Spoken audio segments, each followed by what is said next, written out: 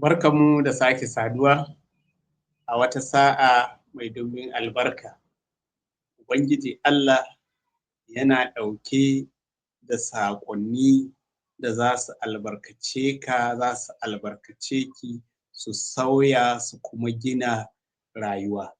Ina marabtanmu a zuwa wannan sashi, sa'a ce ta saduwa da Allah.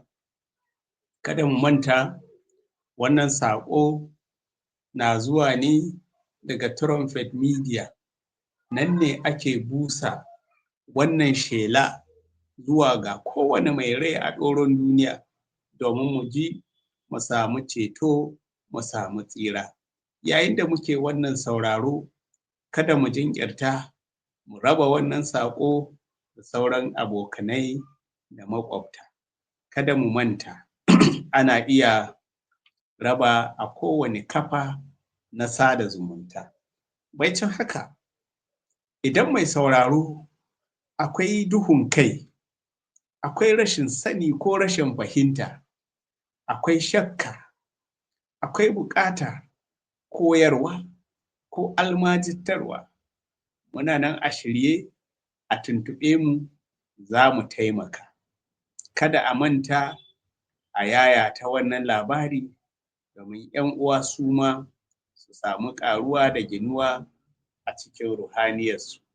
Idan saƙon nan ta albarkaci rayuwarka, ka duba a ƙasan wayarka, ka sa so, ka danna alamar yatsar hannun nan, ka danna, ka dangwala domin kai ma ka kasance cikin tawagan masu samun wannan albarka.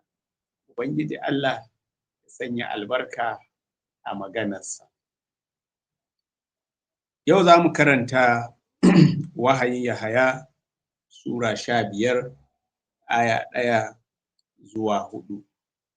Wahayin Yahaya Sura 15 aya 1 zuwa 4. Maganar Allah na cewa, na kuma ga wata alama a sama mai girma mai ban mamaki, mala'iku 7 masu bala'i 7, waɗanda suke bala'in ƙarshe, don su ne iyakacin fushin Allah. Sai na ga wani abu kamar bahar na gilas gauraye da wuta, na kuma ga waɗanda suka yi nasara da dabban nan da siffarta da kuma lambar sunanta a tsaitsaye a bakin bahar na gilas, da molayen yabon Allah a hannunsu.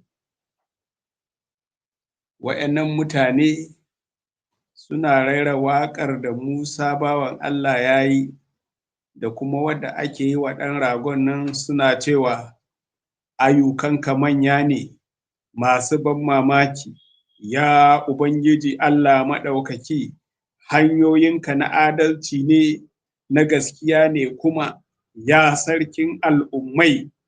Wane ne ba zai ji tsoronka ba, ya Ubangiji, ya kuma ɗaukaka sunanka? Domin kai kaɗai ne mai tsarki, dukan al'ummai za su zo su yi maka sujada, don ayyukanka na adalci sun bayyana.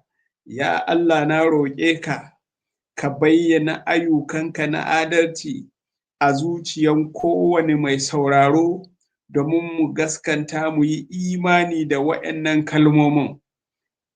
Na gode domin ka cika wannan alƙawarin, domin kai ne mai cetonmu. Amin. Lambar shaiɗan. Akwai lambobi daban-daban na nuna alamar mallaka.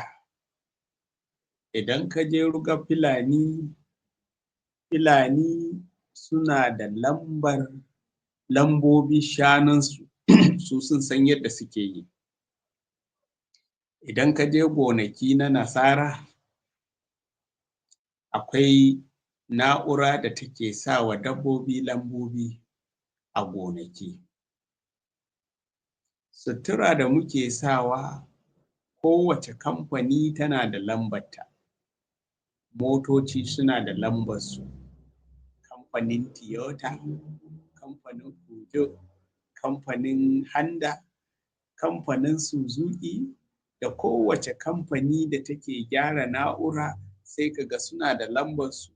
Da zaran ka hangi mota za ka iya gane da cewa kai wannan kamfanin ce ta ƙera ta yaya, ta wurin lamba da aka gani.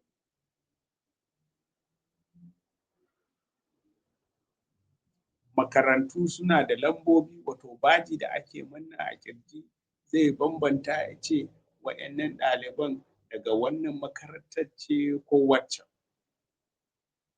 To haka yake shaiɗan shi ma yana da lambar sa da hatiminsa da ike manna wa makarraɓansa a kan goshinsu. Wannan an nuna mana da cewa mala'iku bakwai suna da ɗauke da bala'i bakwai. Wannan alama ce ta ƙarshe.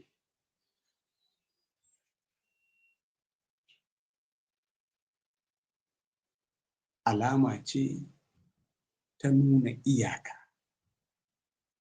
Alama ce ta nuna fushin Allah. Wannan na zuwa ne a lokaci da Ubangiji Allah ya bar shaiɗan domin ya sa wa mutanensa hatimi, ya nuna hatiminsa a goshin waɗanda sun zama nasa, kamar yadda ‘ya'yan Allah su ma za su kasance da hatiminsu a goshinsu.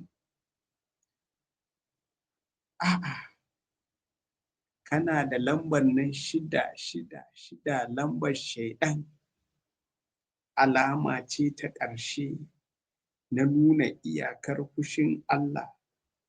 Amma ‘ya'yan Allah su ba ta lamba ake ba, su suna yabon Allah ne, suna tada muryoyinsu sama, suna waƙan nasara, suna wa Allah sujada, suna yabon sunansa domin ayyuka masu girma da yake yi a rayuwarsu.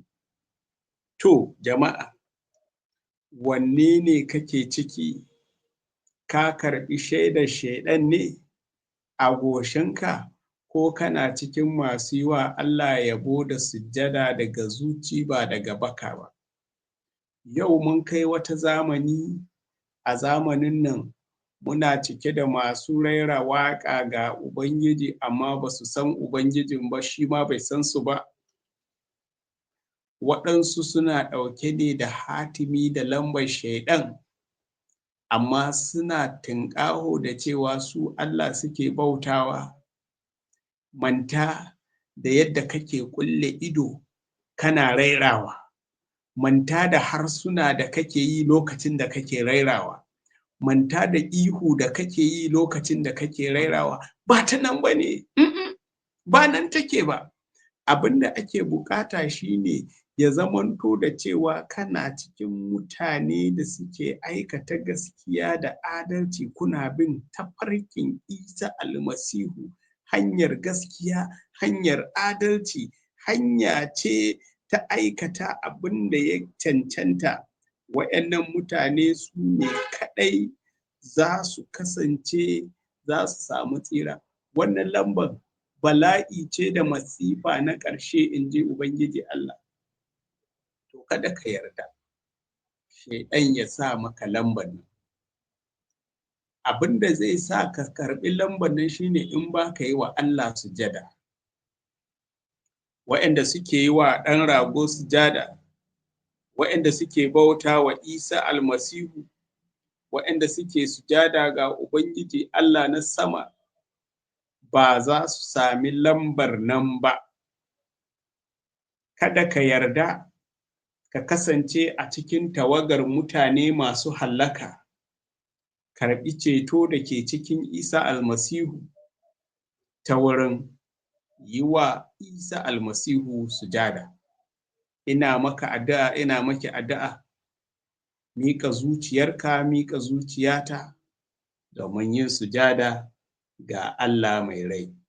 Ya Ubangiji Allah, na roƙe ka domin duka waɗanda suka saurari kalmominka, ka sa mu yarda da kai, mu yi imani da kai domin mu kubcewa bala'i da ke zuwa ta karɓar lambar shaiɗan. Ka yarda hatiminka ya kasance a cikin zukatanmu ba a goshinmu ba. Ta wurin haka za mu yi maka sujada. Na gode domin ka cece mu, ka kuɓutar da mu daga wannan lambar. Za mu tsira da mu da zuriyarmu domin kai ne mai cetonmu. Amin. Masu sauraro, na gode, a ci gaba da raba wannan saƙonni. Allah ya albarkace mu.